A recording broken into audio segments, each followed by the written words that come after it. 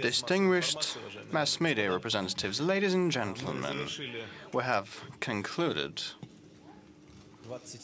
the 27th Russia-EU summit, and such meetings will always be significant because we can reach important agreements and because ordinary interaction and coordination take place, but the matters are quite of substance. Let me say that our consultations lasted 2 days. Yesterday we had an informal dinner, and today in the morning we had the formal discussions at the summit, at the talks.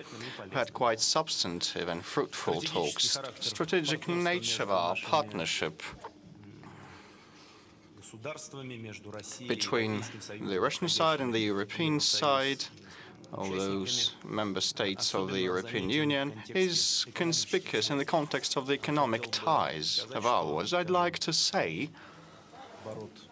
that the turnover of last year turned to be the highest, one of the highest in the history, surpassing $300 billion, which means our countries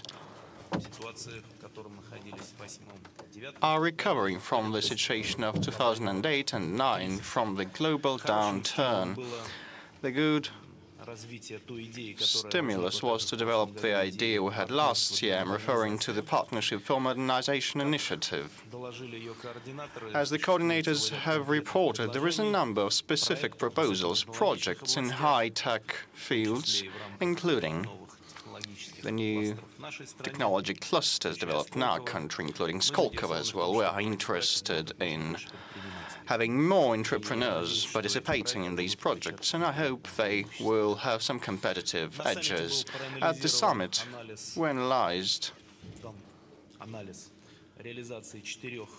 the 4 roadmaps on shaping our 4 common spaces and work on the new basic agreement between Russia and the EU was carried out. An important topic has been the visa-free movement regime for our nationals. At present, our experts are in the phase of elaborating a set of measures to be taken by both parties to establish conditions necessary for the abolition of visas. I must be frank, we have made advances, but ahead of us we have huge work to do. Quite topical, unfortunately, is still Russia's accession to the WTO, because things could have been finalized earlier, but the process is being procrastinated and prolonged. We have set forth our positions, identified them, and we hope our European colleagues will understand us. We hope that our interests will be considered during settlement of a number of energy issues, including the implementation of the 3rd energy package. We have exchanged opinions on the international agenda. We have continued the discussions that were started in Deauville during the G8 summit. We will jointly work to overcome the global economic differences.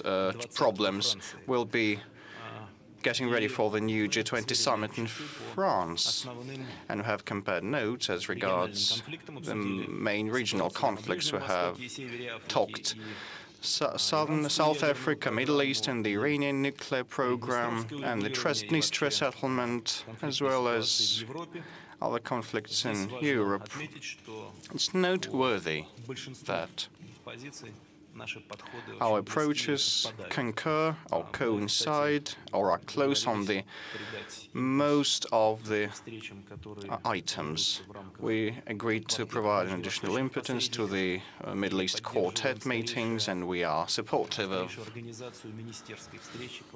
holding a ministerial meeting of the Quartet as soon as possible. I'd like to thank once again my colleagues for their constructive manner of talks and for the issues that we have discussed in a trustworthy environment of friendship last night and today. And let me pass the word to them. Thank you, ladies and gentlemen. Mr. President, thank you for your bringing us together in this historical city of Nizhny Novgorod in deep Russia. And I'm glad that we had the possibility of both experiencing the magic sunset over the Volga last evening and to have a substantial and successful summit today. This has been our third summit since the entry into force of the Lisbon Treaty. The EU-Russia relationship is enjoying its best dynamics for years, and we can build on a track record of strengthened trust and constructive dialogue. Our objective today was to follow up on commitments made last December in Brussels and also to advance a number of issues of common interests. President Medvedev gave a comprehensive overview of our discussion, so allow me to touch upon only a few points. First, modernization. This is an issue which is fully supported by the EU. President Barroso will go further in detail on the partnership of modernization. Modernization is a broad and diverse agenda. Promoting people-to-people contacts and mobility are central features in its social aspects, for instance, via visa-free travel. We are therefore pleased with the progress of negotiations on an agreement on a common steps approach for visa liberalization. Russia-WTO accession is another building block of modernization and of great strategic importance even for the EU. I welcome President Medvedev's personal commitment in making this happen, and I can confirm the EU political will to reach agreement on the outstanding issues. Respect for human rights is a deeply ingrained point of reference in our country's public opinions. Russia's record of implementing the universal principles of human rights is an important element shaping its European public reputation. Despite the personal engagements and initiative of the President, there are still strong concerns in our member states and among the European public about the situation of human rights. The upcoming elections in Russia in December and in March next year are going to be an issue of high interest in Europe. Respect for the international obligations and political pluralism will be key in this respect. I expressed my hope that Russia will cooperate with the Office of Democratic Institutions and Human Rights and early on extend to them an invitation to monitor these elections. Second, on the global economy. We exchange views on the economic situation in both Russia and the EU. And regarding the EU, our economy is clearly on the path of recovery. However, market tensions remain high, reflecting concerns about the situation in a number of countries. 3 countries, Greece, Portugal and Ireland, that have been under heavy market pressure are now under program jointly supported by the EU and the International Monetary Fund. At the same time, it is important to put things into perspective. The combined share of Greece, Ireland and Portugal is mere 6% of euro area GDP. Third, foreign policy and security. Our cooperation on crisis management is a positive feature in our bilateral relationship, but we both know that we still have a lot of unused potential. We agreed to generate new momentum by moving forward more decisively. We are aiming for a framework agreement on crisis management by the next summit, and that means before the end of this year. We had a good discussion on the strategic transformation taking place in Europe's southern neighborhood. I expressed my appreciation for the constructive role Russia and personally President Medvedev played in handling this rather complex affair. We have shared interests. It is in our common interest that the countries in the region move in the direction of more democracy and rule of law, social justice and fair economic opportunities. On the Middle East peace process, we reconfirmed our shared view on the importance of the earliest resumption of talks between the Israelis and Palestinians. And we also called for a ministerial meeting of the Quartet to be held as soon as possible. And on Libya, we are also aligned. Gaddafi must go. We need a process of democratic transition, an inclusive consultation process on a new constitution and elections. The Libyan people should decide on their leadership, and the sovereignty and territorial integrity of Libya must be respected. Finally, on the regional issues on the European continent, I think we have an opportunity to achieve significant progress towards resolving the open issues in Moldova, Transnistria. Let me also recall the EU's position of continued support for the security, the stability, the sovereignty and the territorial integrity of Georgia and the full implementation of the six-point agreement of August 2008, as well as the implementing measures. We have a shared concern over the risks related to the unresolved conflict in Nagorno-Karabakh, and we are equally interested in reducing the escalating tensions in that region. I expressed my appreciation to the President's efforts to move forward towards a solution, confirmed the EU's commitment. Again, Mr. President, thank you for your hospitality and for your constructive approach on strengthening the strategic partnership between the EU and Russia. Thank you for your openness to find a solution for the ban on vegetables coming from the EU. And I'm looking forward to seeing you in Brussels for the next EU-Russia summit before the end of this year. No Volga there, but probably a small boat in a small river in a small country. Thank you. Thank you very much, President Medvedev. Ladies and gentlemen, let me start also with a word of gratitude for the warm welcome we have received in this historic, beautiful city of Nizhny Novgorod. Alexander Pushkin, such a great, famous poet by Russia, whose life is closely associated with this city, said once, inspiration is needed in politics just as much as in poetry. And I think we got a good inspiration from the very positive atmosphere of this summit. In fact, it was a substantive and successful Russia-European Union summit, which was instrumental in bringing our strategic partnership forward. Let me just highlight a few points. First, our partnership for modernization is now delivering in practice. Our coordinators have reported on the progress made. Joint projects and activities are underway and boosting our modernization agenda, such as our European Union action supporting a Russia-wide judicial appeal system.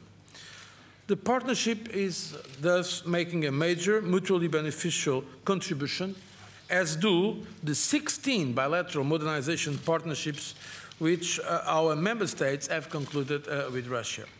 And this is backed up by concrete European funding. The EBRD and DIB, DIB just today agreed a memorandum of understanding with the VEB, the Russian Development Bank, to support partnership for modernization projects for a total of almost 2 billion euros.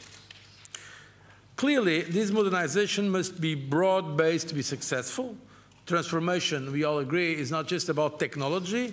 The creative forces of society as a whole must be engaged. The rule of law, the protection of citizens' rights, a level playing field for businesses are indispensable. This is a shared commitment, both at international level in our partnership.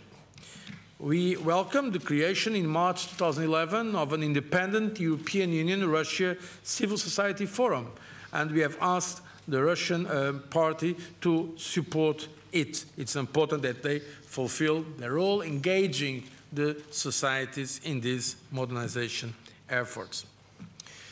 We believe that strengthening the rule of law is not business as usual. It is very important for bringing Russia's and Europe's people closer together and also for deeper economic ties. On visa liberalization, we welcome the progress made. Honoring our agreement of last year, the European Union and Russia have been negotiating the common steps towards a visa-free regime since April, and we have made some progress. We are also pleased by the launch of a migration dialogue in May, which will contribute to finding solutions for shared migration issues. We also took stock of progress in negotiations on Russia's WTO accession, which is a further key to successful modernization. we believe that Russia WTO accession is still possible this year. But for this to be possible, Russia and the European Union will engage in sustained discussions over the coming weeks with a view to reach an agreement at political level before the summer holidays, including on issues like the mid-tariff rate quotas, sanitary and phytosanitary measures, and investment regime for the automotive industry. We also spoke about our energy matters. In fact, there has been progress in the energy dialogue. I stress that the reliable and rules-based energy framework remains a key priority. It enhances predictability and sustainability, which are common interests. In the light of recent developments and following the discussions we also had at the G8 in Deauville on nuclear safety, I can tell you that we are happy that Russia and the European Union agreed to work within the IAEA to revise the International Convention on Nuclear Safety and adopt stringent safety standards. As you know, the European Union just started to work on stress testing of its nuclear plants, and we discussed ways how Russia can also commit to this process. Regarding this issue of the vegetables, we are happy that we have agreed that the ban of vegetables from the European Union will be lifted, that the system of certification of the vegetable safety by the European Commission will be put in place without any delay, and details of the certificate will be finalized as soon as possible between the Russia Federation services and the European Commission services. So I could go on in many other areas because it's indeed a very broad agenda, the agenda we have between Russia and the European Union. But my point is clear. We are delivering on that agenda. Our discussions and the excellent atmosphere in which they took place show that our partnership is bearing fruit. Like trusted friends, we speak frankly and constructively, including topics on there may be some differences, because our interdependence is really a reality. So once again, let me very sincerely thank President Medvedev and our hosts, not only for the kind hospitality, but also for the spirit of the talks we had that were indeed important for the progress in our very good relationship.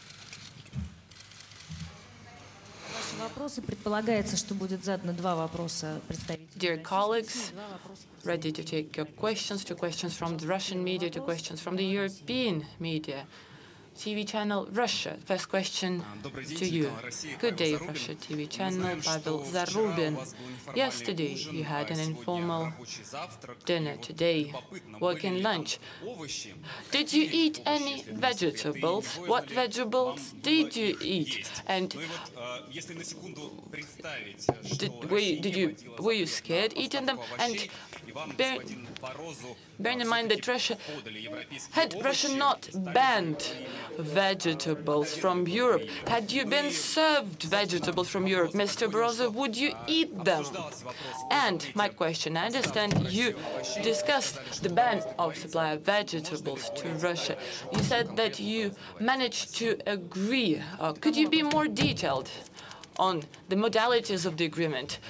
Who are you asking a question? Everybody. Everybody who had vegetables yesterday or today. We did have vegetables yesterday and today. Just now, over lunch, we had tomatoes, different tomatoes. I don't know source of origin, but let's live and see. Indeed, we did speak about the matter, since it is topical, and there is a very, practical commercial dimension. President Barroso just explained the modalities, our future steps, and what he said is really precise information. We spoke about resuming supplies of European vegetables to the Russian market. We are ready with guarantees of competent European Union services to resume supplies. For that, in the nearest future, Russian experts, you're well familiar with popular figures in this country for well-known reasons, and their European colleagues will finalize details of certificate that guarantees safety of products supplied to the Russian market. So we'll do exactly this. I think it's a good result. I can just confirm a few words about vegetables. I can just confirm what President Medvedev just said. In fact, our teams agreed that the ban of vegetables from the European Union will be lifted. A system of certification of the vegetable safety by the European Commission will be put in place without any delay, and details of the certification will be finalized as soon as possible between the Federation of Russia and European Commission services. We intend, in fact, to send these certificates today or tomorrow, if you want to be more precise. Today or tomorrow, we intend to send these certificates to our Russian partners. Thank you. I can imagine that there are other problems in the world than the vegetables. So I think there is a question about the Eurozone. I think the lady of Bloomberg will ask a question about that.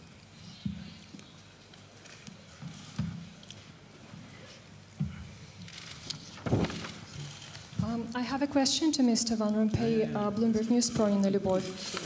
There appears to be a split on the second bailout package for Greece.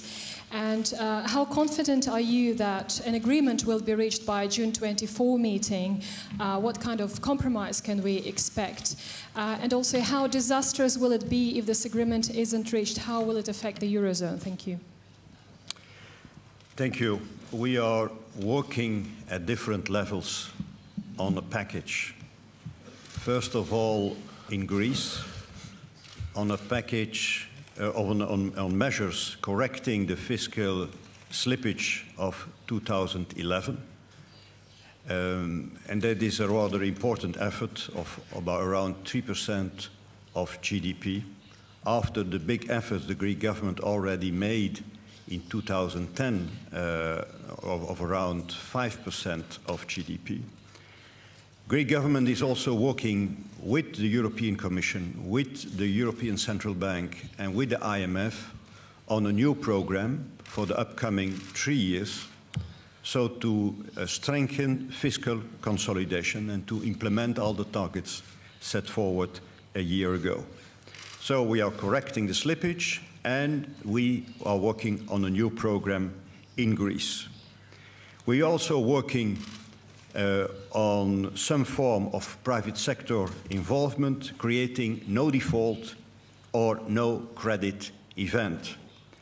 And we are working on additional European financial means for Greece.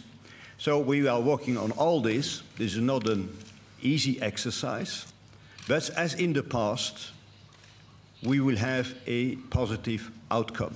And we will reach agreement by the end of the month. If you ask me if you are confident, my answer is yes, I'm confident, because we are working on it.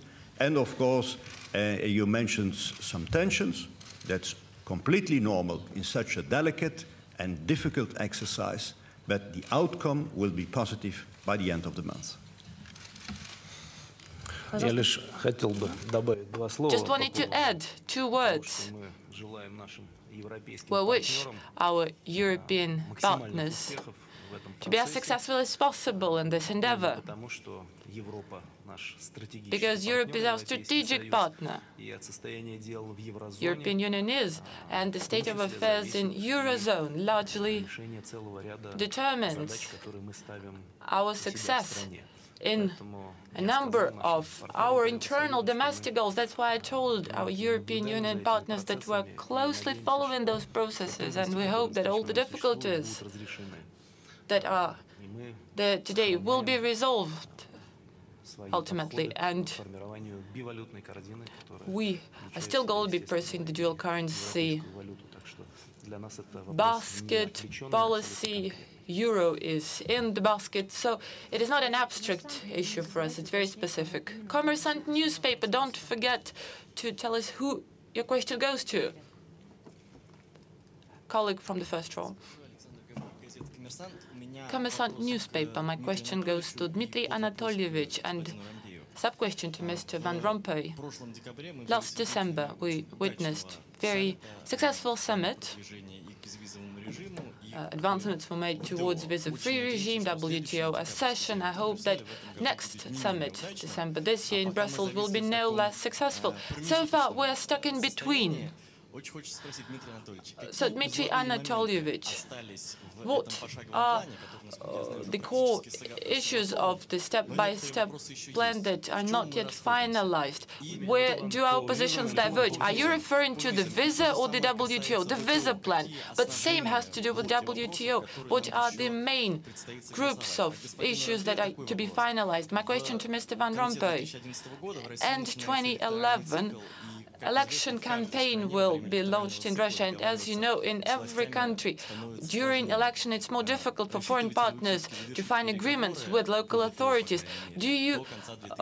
Are you confident that you'll be able to finalize WTO negotiations by the end of 2011? Thank you. So, as regards WTO and visas, well, the state of the two matters is different. On WTO, we've been trying to find agreement with our partners for 17 years. We're sick and tired of it, and every year we hope to finalize negotiations. Last year was quite successful. We managed to formalize our arrangements with Europeans and US, which was difficult at certain stage. European friends helped us a lot this year, all in all. So far, has not resulted in a breakthrough, although, in my view, there are minor issues left to resolve, so I called upon our European Union partners to complete negotiations within the forthcoming months, so that by the end of the year, we could start the signing procedure of all documents needed for Russia's accession to the WTO. I'll be frank with you, chances are very high, but it will all depend on how well we hear each other. As I said on a number of occasions, Russian Federation definitely needs membership in the WTO, but being frank, our partners who are members of the WTO need that just as much as we do, because they oftentimes complain that certain rules in Russia, for some reasons, are different from that of the WTO. For that reason, this or that economic process go differently that they would want to. Working conditions are different. There are more things they're unhappy with, but let us turn the page. Let us start working on other matters. As regards visas, the situation is different in some ways. We are just moving towards visa-free space. As pragmatic persons, we understand that we cannot achieve that in a year or two, but we need to formulate specific goals. I'm satisfied with our advancement. Moreover, last year I was even less optimistic because with our partners we move along two tracks. First is we try to facilitate as much as possible visa regime so that a number of groups of Russian citizens, those that travel on official missions, or students, or other groups of people, would be entitled to facilitated visa regime or visa-free regime, like what we're striving to do for those living in Kaliningrad. Citizens of Kaliningrad can travel basically visa-free on the basis of special documents. They will be able to do that if we agree with our partners. And similar rights are given to the neighboring part of Poland.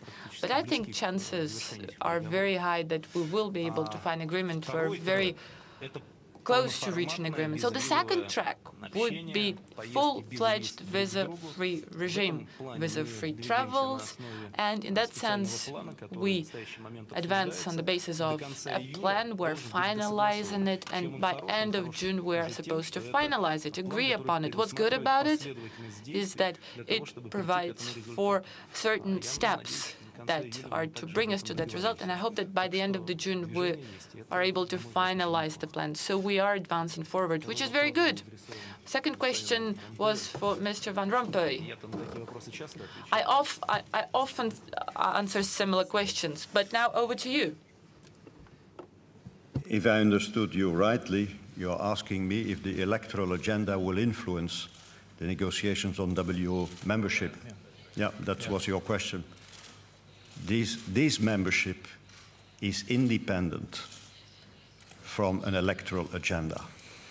It is too important for the European Union and for Russia to let it depend on an electoral agenda. And I'm quite confident that it is not the case. So we go further with a strong political will, certainly from the Russian side, but also from our side, to see a membership by the end of the year of Russia to this very important international agency. And I can only say that I felt during last evening and this morning that this political will is really, really present. And we are obliged to have a success. And finally, there was a question on energy policy by Reuters, I believe, for President Barroso. Good afternoon, Reuters News here. My question goes to Mr. Barroso. Have you discussed the third energy package during the summit, and are there any advances? Have your positions moved closer, and is there any chance that the European restrictions on Russia's participation in its gas infrastructure could be lifted in the nearest future? Thank you. No, first of all, yes, we discussed this issue. But let me tell you that our rules are non-discriminatory. The same European Union rules apply to all. And the European Union legislation, the so-called third energy package of 2009, that is now legislation approved by the European Union, seeks to improve the functioning of our internal market on gas and electricity.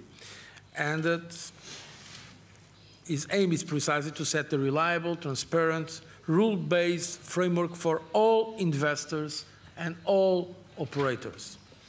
The new rules ensure full effective network access and the proper functioning of open integrated markets.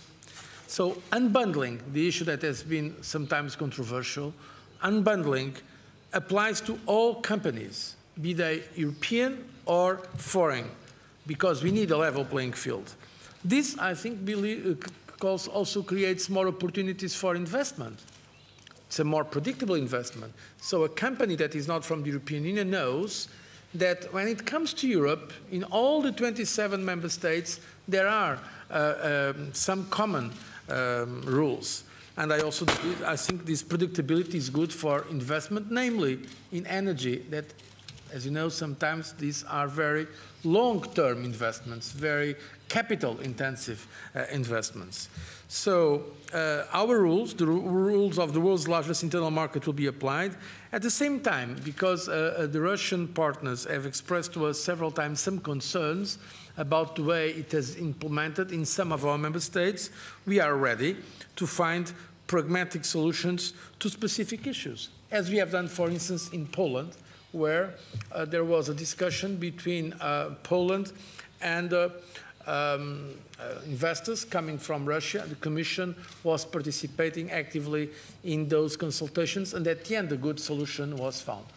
So this is what I can tell you, and this is, in fact, a clear demonstration of one thing that I've highlighted today once more in this summit. Russia and the European Union need each other in the energy field. Russia is our most important partner in this field, and it will remain the most important partner. So what we have is to create conditions on both sides of predictability to facilitate investment, and that's exactly the way we are acting. 2 words, if I may, since it is indeed an important topic for our countries. We are negotiating mutually beneficial implementation of the third energy package, impact to our energy relations, and has been impacting it for many years already. What matters most for us, for the Russian Federation, implementation of the relevant resolution of the European Union, European Council, should not create negative impact for Russian investors, just like my colleague mentioned just now, nor for European citizens, citizens of European member states, because we need to think of what's to happen on the European markets, not just bluntly implement previously taken decisions. In that respect, I believe we need to continue consultations, and the ultimate goal of those should be elaborating mutually beneficial approaches. Indeed, we have a number of concerns in that respect, but what's important is to make sure that those concerns are heard and are responded. We should not turn a blind eye to them, and I hope that we'll continue such dialogue with our European Union partners. And in conclusion of today's discussion, I would like to thank, on behalf of all participants of the summit, on behalf of the Russian delegation, I would like to thank Nizhny Novgorod for the warm hospitality that was extended to us here.